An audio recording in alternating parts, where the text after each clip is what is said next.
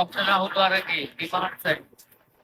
आणि हा जो उत्सव आहे वीरेश्वर महाराजांचा छबिना उत्सव हा जवळजवळ शिवाजी महाराजांच्या वेळेपासून चालत आलेला आहे. आणि असं म्हटलं जातं की शिवाजी महाराज स्वतः इथे कीर्तनाला येत असत त्या छबिना उत्सवामध्ये. हा उत्सव शिवरात्रीच्या काही 1-2 दिवस अगोदर सुरू होतो आणि महाशिवरात्रीच्या नंतर द्वितीया म्हणजे बीज जे असते त्याच्या दुसऱ्या दिवशी तो संपतो. आणि अशी प्रथा आहे की शिवाजी महाराज इथे यायचे स्वतः कीर्तन ऐकायला.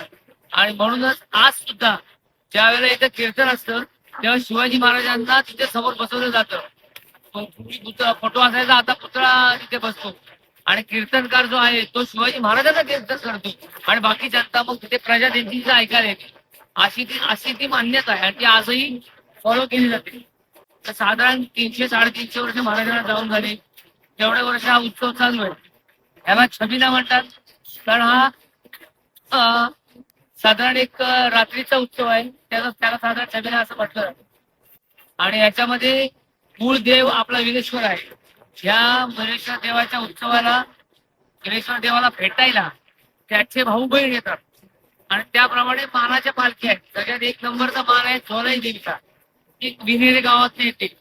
आणि त्याच्यानंतर रवळनाथ नावाचा भाऊ आहे तो नात्यावर नेतो. काळभैरव तो दासगावर नेतो. पानाई आहे ती सवर नेते. असे वेगवेगळ्या गावात वेगवेगळे देव तिथे येतात. आणि मग सगळ्यांचा एकत्र उत्सव इथं आपण तो बघतोय. हा उत्सव रात्रभर साजरा केला जातो. पालख्या असतात, या काठ्या असतात. अशा माध्यमातून हा उत्सव त्या साजरा केला जातो. आणि मग या काठ्यानंतर अशा पहाट साधारण 8-8:30 वाजले मग त्या पुन्हा येऊन देवळामध्ये बसतात. आणि पुन्हा शेवटचं कीर्तन ज्या ललिताचं कीर्तन म्हणतात ते कीर्तन होतो आणि हा उत्सव असा हा उत्सव आहे. म्हणजे असे टोटल म्हणजे कीर्तन महाराजांचे किती बहीण भाऊ आहेत?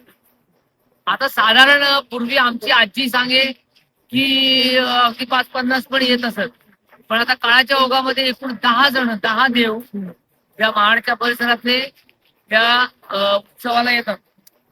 आणि हे साधारण हे देव आहेत. झोलाई देवी मुख्य आहे, त्यात मानाई देवी, पद्मावती देवी, काळभैरव असे वेगवेगळे देव इथे येतात.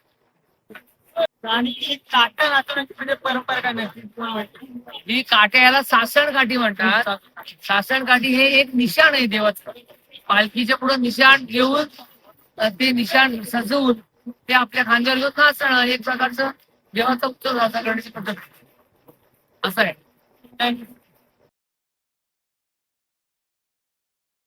शासनकाठी आता तुम्ही बघा लोक कशी नाचतात बघा तुम्ही